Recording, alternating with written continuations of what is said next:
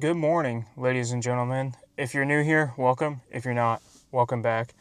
My name is Matthew, and currently sitting up in Georgia right now. Had to come up here this morning and do a couple things for work.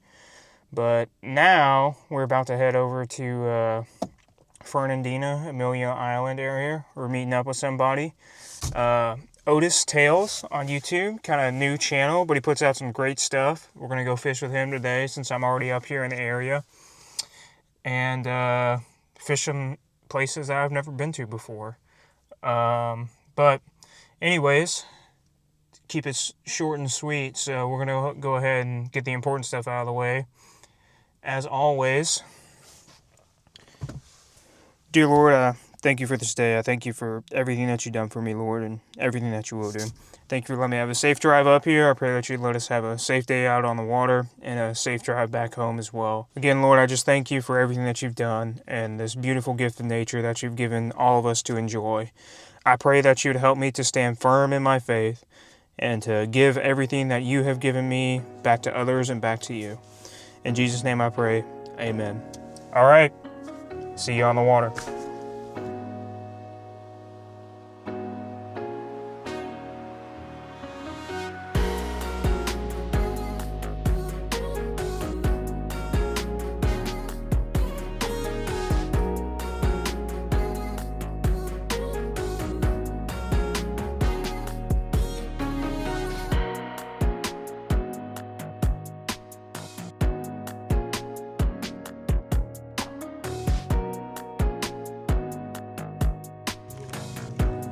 Voodoo shrimp, what she using? Those are pretty good.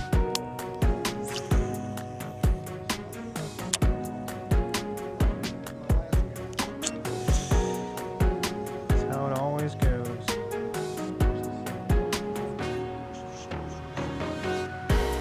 Yeah, they do. They'll trick you, especially when you bump a few of them. That's another reason I started doing the YouTube thing, man, is it's just really cool to be able to look back on memories like that, document them, where they'll always be out there. Yeah, I've gotten lucky enough. My parents are in Texas, but they come down here pretty often, like 3-4 times a year. I always get to take my dad out with me. Yeah, last time he was out with me, he caught a Spanish mackerel in the marsh. Yeah, it's pretty crazy. I think it's because, I don't know, my theory is because it was such a dry winter, the water just got super salty. Because he wasn't the only one. I had a couple other guys that messaged me every now and then that follow the channel, and they were catching Spanish mackerel all the way down to like a Trout River area. It's crazy, man. Yeah, you never know what you're going to catch in the St. John's.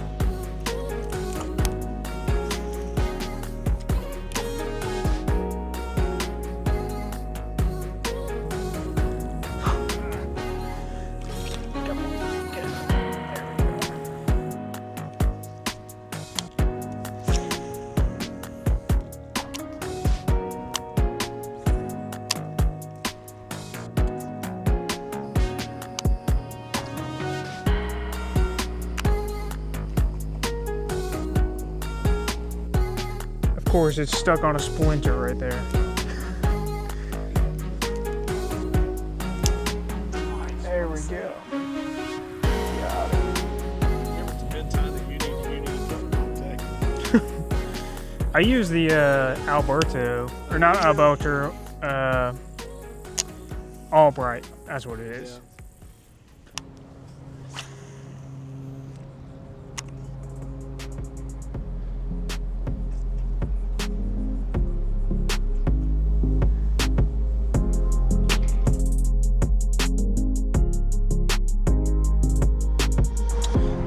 Alright, ladies and gentlemen, we're out here for day 2. Had a little rough day yesterday out there with Otis Tales, but still a great time. Good dude. Again, be sure to go check out his channel. Puts out some great stuff, dude. The editing work is top tier.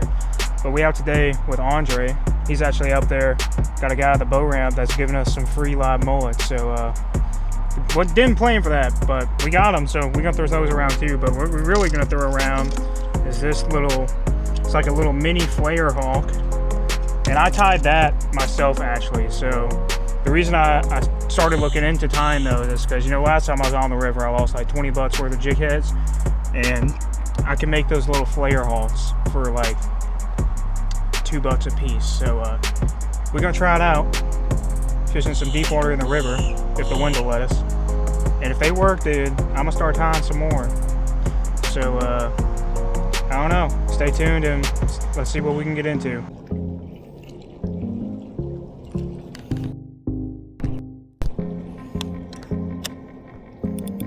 Crank that drag down.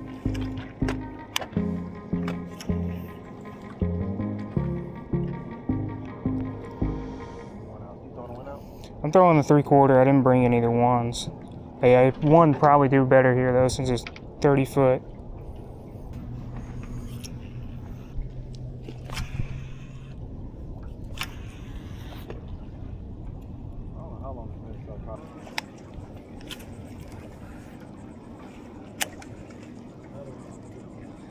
Yeah.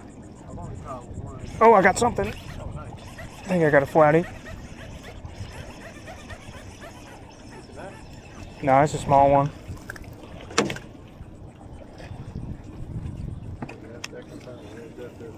Yeah, bro, it is right on the fall. All right, there we go. Got the skunk out. Feel better now, even though it's a small one. Yeah, he kind of chunky on the top side though. All right, there we go. The skunk's out. Thanks, buddy. The visibility crazy. I'm 3 foot. You see the bottom right here.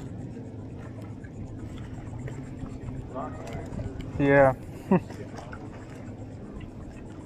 Yeah, that makes it a little easier.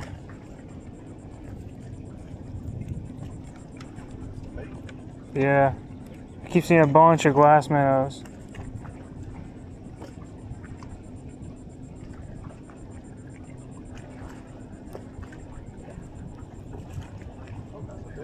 Nice. Flatty? Yeah. You want that?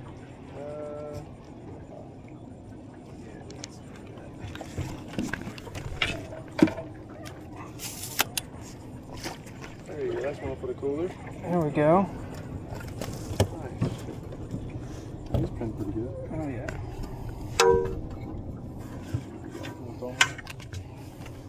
Oh yeah, he'll keep. Yeah. 15 and a half. 15 half. Let's go, dude. Should I feed him one?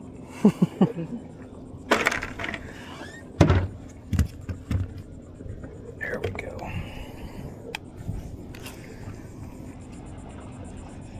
Oh, that's a red right there. Yeah, right here. He's right in front of the boat.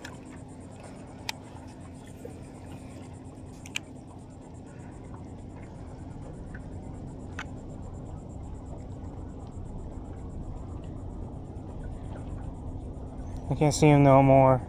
It's like a little hole right here. He was sitting in there. I thought it was like a log or something at first till he started moving.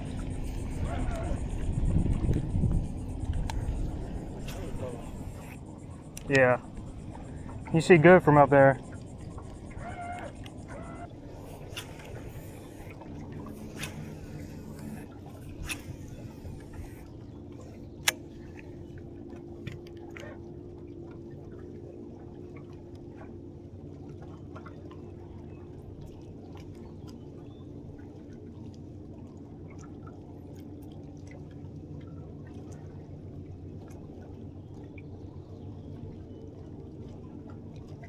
I think I got something.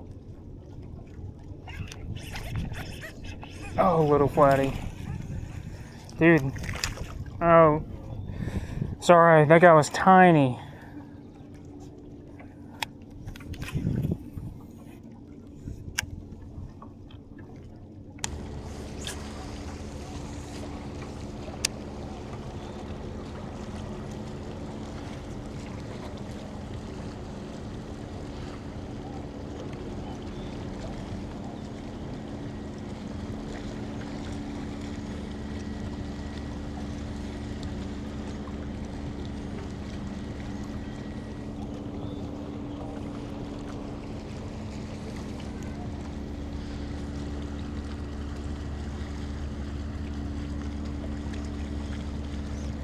Oh, I got one. Yeah.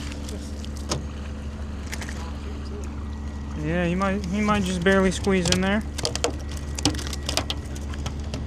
Them points, man.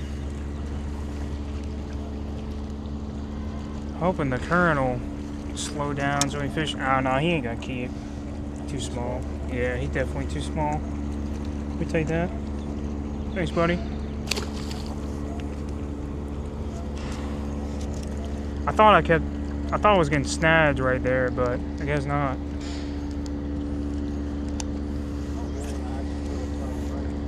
Yeah, you just it's always like you like hit the backside of a rock or something. Especially with the bigger ones, they're really have you think you snagged. If they suck down to the bottom real hard.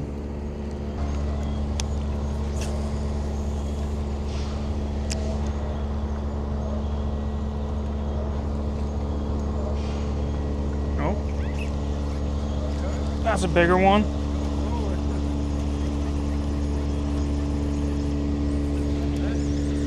Yeah.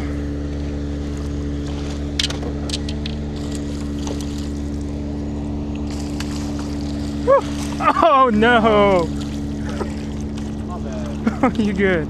Look at him, bro. You think you're still? Oh, you all good? You all good? That was my fault. I kept trying to pull. I pulled him up too high.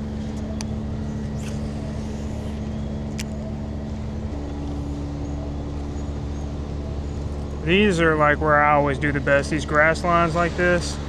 Yeah, especially at a high tide. Just roll down like as parallel as you can get and just beat them up.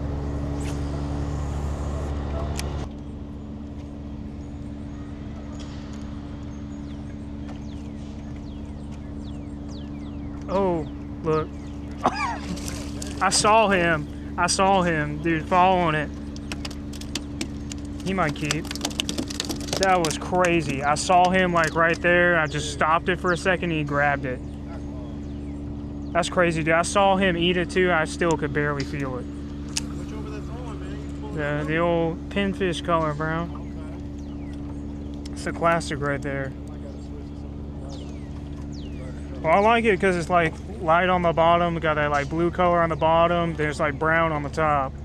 So you kind of get a little best of both worlds.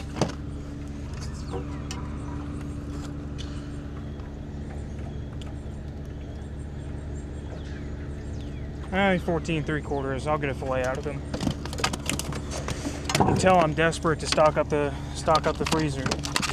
I'm keeping flounder that size.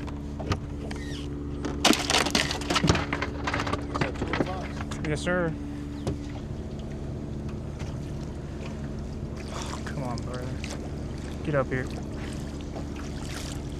Nice. Alright, man. There we go, dude. That's like a, I don't know, that might be close to 20. Yeah. Oh, barely had him too. 17 quarter. Yeah. He's fat though. Yeah, that's what Golly.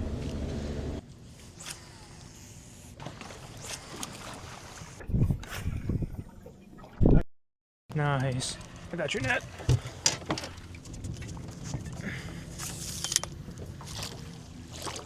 Got him. There we go, dude. finally felt a bite. Yeah. It's been a minute there. Yeah. That's a little bit smaller. Probably like 16. Still take it, dude. Gotta get a picture of the cooler full after this one. Yeah. Let's see. 16 3/4. Yeah. Get a little clip real quick. Throw them in there.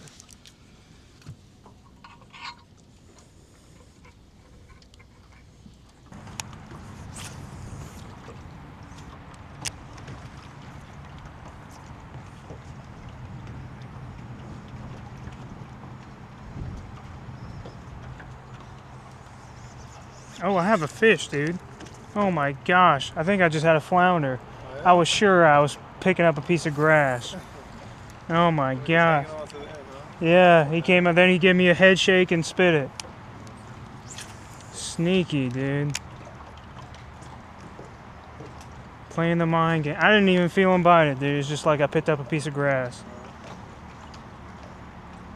don't know how they do that. How they I have no idea either. go off the whole thing. You don't figure that out. All right, ladies and gentlemen. You just came from me fishing with Andre.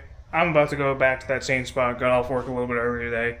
I'm going to do a little bit better job of breaking down what makes it a good spot and how I approach it, how I fish it, what I'm using to fish it, and why. So I got to put some gas in this thing real quick. And then we're going to go out there on a little evening mission to get some more flounder for the fish fry that I have coming up. But anyways, see you out there. Alright, ladies and gentlemen, we are out here in the spot, getting ready to get started. The current and wind is not ideal for how I want to fish this, but we're going to just work with it the best we can. So what I usually like to do when I'm flounder fishing is get up as close to these shorelines as I can. That way I can cast parallel to them and cover every bit of water that's right up next to the shoreline. Because that's a lot of times, especially on these higher tides, like I think we're 3/4 through the incoming right now. So a lot of times on the higher tide, the flounder will push up real tight to the shoreline. So you want to work as much of the shoreline as you can. And what we're going to be working with today is the Dormatadors, just a 5-inch curly tail. And then I got the 4-inch pinfish paddle tail back there. We're going to try that out as well. And what makes this a good spot, in my opinion, is we're on a flat right now. Sitting about 4 foot of water, gets up to about 1, 2 at the high tide up there, and out here you're looking at like 40 foot. So that does a lot of things for the fish, right? So if they get overpressured, they can just literally go sit in 40 foot out there. They get overheated, they get too hot, too cold, they can go out there, sit in that 40 foot channel because it's got some constant temperature. Because it's so deep, the temperature is not going to vary a lot there. So get too hot, too cold, they can go over there and find some refuge. But we're going to start out with the Dormatadors. Give it a shot, see what we can pull in. And since I can't get right parallel to the shoreline like I want to, I'm probably going to go down and then back up to make sure I work this area real good. Because, you know, I was here on Sunday. I know it should be holding fish about this time. So, the only thing to do is find them. So we're going to take and throw the Dormatadors for a while. And if we don't get anything on it, we'll move to something else. That paddle tail. I like bigger baits for flounder. I don't know what it is. They just seem to like the bigger paddle tails and just bigger baits in general that have a lot of action. They just like to be teased, I guess. I found this place by just looking on Apple and Google Maps. So all you gotta do is spend some time on your computer or on your phone on something with some good satellite imagery. Find some flats with rocks, docks, lots of structure, and you'll be good. You'll be set. Go check it out, man. And whenever you do find fish, especially in the Jacksonville area, take a look at the tides whenever you're finding them. So that's the biggest factor here. If you're local here, you know we have really big tide swings. So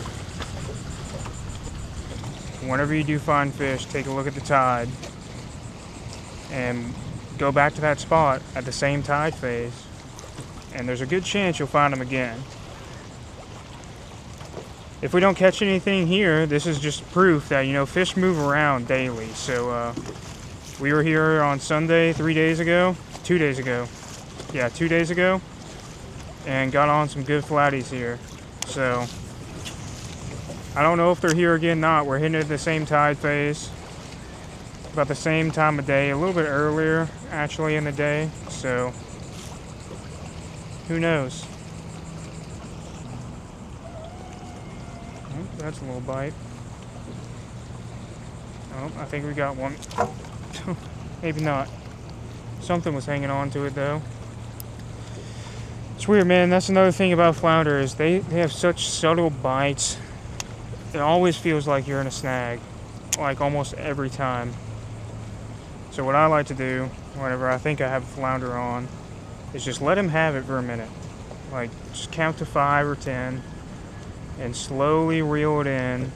If you're still feeling that pressure, then go ahead and set your hook into it. I don't know how they do it, man. Since they got those sharp teeth and strong jaws, I don't know how they manage to just always grab your lure without you feeling a big smack. I do like to use Pro Cure, especially whenever I'm fishing for flounder. I do think it does make a difference. But back to what I was saying, I like to use the shrimp and inshore saltwater the most. I really don't think it makes that much of a difference what specific, flavor you're using, as long as you're using some scent. This stuff is pretty cheap too, so what are you losing? Like $10 by buying a thing of it? And you're definitely not using it all in one sitting unless you're just using too much. You don't need a lot. I don't know, maybe put some more on like every 30-40 casts once you can't feel it on your lure anymore. Also, I'm going with 1/4 ounce jig head. Even though we are in 2 feet, keeping this thing real close to the bottom, very important, especially for flounder fishing on shallow flats like this. And if you're throwing up onto some rocks, then you can probably get away with a little bit lighter just to keep your jig head kind of bouncing off the rocks. But I'm fishing the shoreline and the flat. I'm not really throwing up on the rocks specifically, so like a good heavy 1/4 ounce so I can just kind of bounce this thing along the bottom, reel on the slack, and repeat. It's my favorite retrieve for flounder.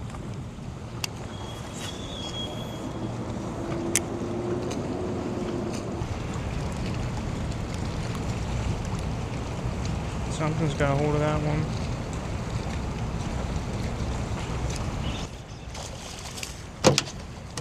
Oh, see? Was convinced that was like a pinfish or something right there. And you just reel into them, let them have it for a minute, let them take it, let them follow your lure. Oh, we ain't playing any pickiness today. If we get any that are just in the slot, we're keeping them. I'm gonna get stocked up for this here fish fry. He might be too small though. We're gonna find out. He's bleeding pretty good. So hopefully he's just in there. I think he's gonna be short.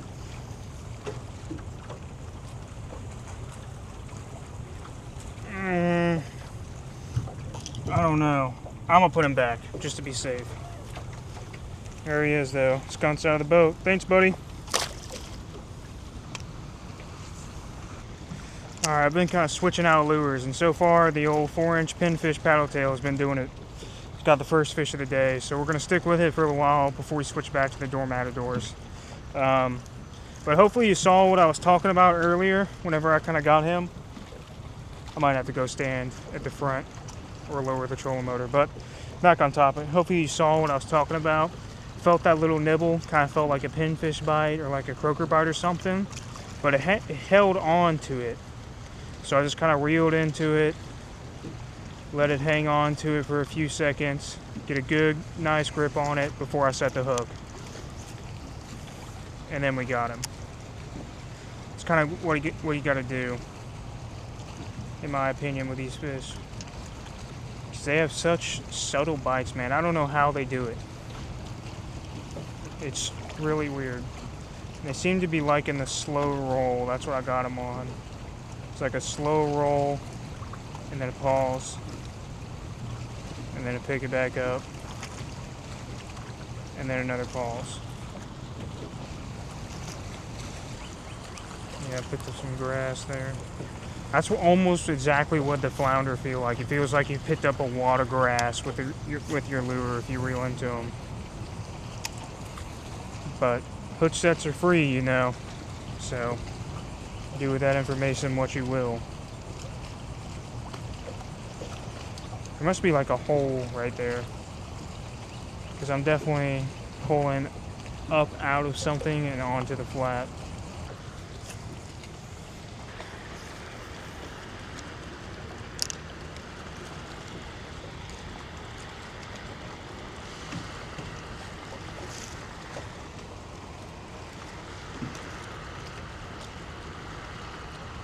Oh, there's one fall on it. See him? Come on, buddy. He's got it. Oh man. Oh, that's funny.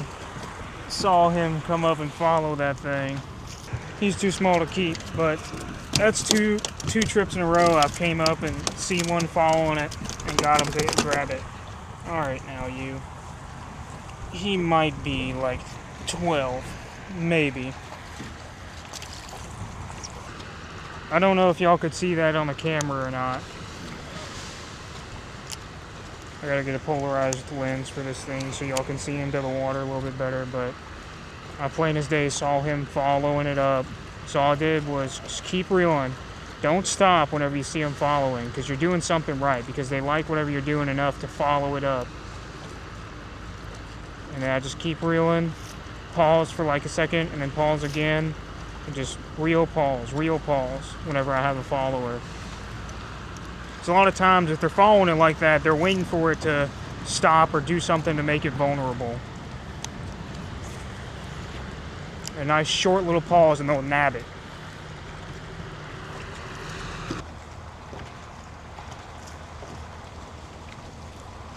Oh, that might be one right there. You ready?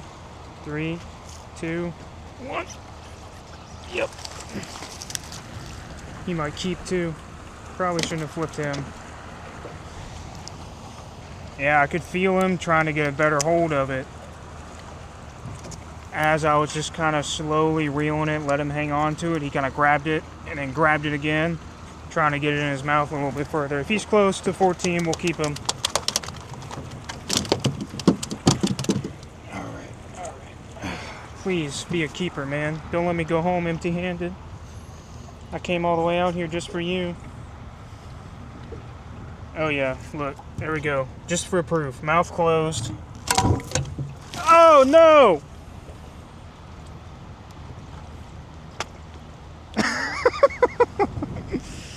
That is the first time I've had one flip out of the boat on me. Well, what are you gonna do? Catch another one. That's what I'm gonna do. That's exactly what I'm gonna do.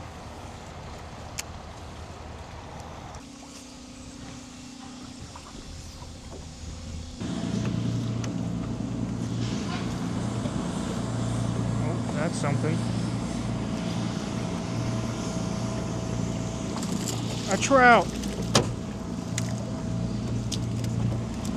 It's like a keeper trout too. That figures right off that rock pile right there. That tracks. Come on, buddy. Be a keeper. All right. Come on. No, he ain't gonna keep. 13 3/4 maybe. But there we go, we catch a red now, we got a slam. Cute little guy. Thanks, buddy.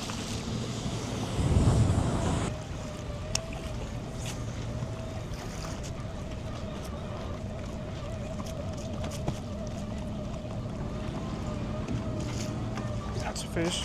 Oh, that's a red. Let's go, dude. Let's go. No way.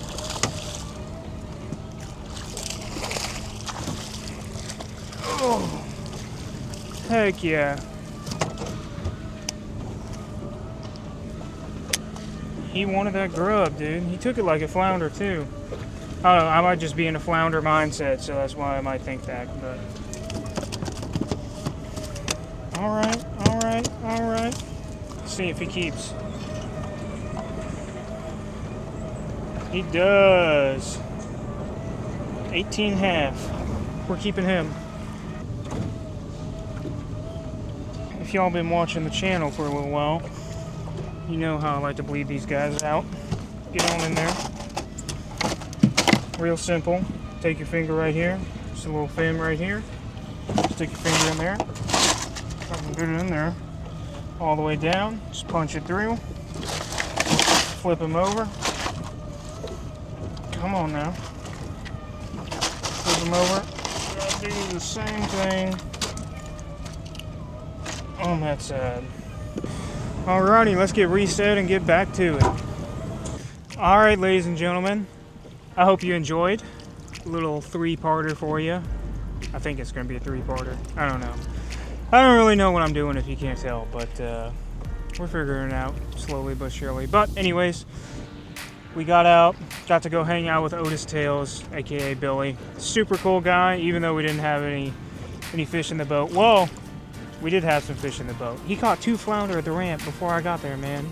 Just caught them all before I even got to the boat. But anyways, never ended up getting on a good bite that day, but still had a really good time out there with him. His YouTube channel is Otis Tales. It'll be linked in the description. You all know Andre. His will also be linked in the description in case you don't know him. Go drop both of them a sub. They're super cool, catch a lot of fish, and yeah, pretty good couple days out here, man. Got the slam today, so that was sick. Nope. Well, the one keeper flounder I did have managed to just jump his way out onto the boat. I don't know how that happened. It definitely wasn't my fault, you know, but oh well. Anyways, wife is calling, so we're gonna head back to the house, get some dinner, and then if I get off early again tomorrow, we're gonna take the wife out. We're gonna go deep in Trout River down to Densmore and check that place out some more. But anyways, I digress. Hope you enjoyed. Be sure to let me know what you like, what you don't like, what you want to see, and leave a like, comment, and subscribe. Really helps us grow, and I appreciate y'all, man. We're almost at 1,300 subs. Crazy, man. Never expected I'd be here, but it's all thanks to y'all. So anyways, see you next time.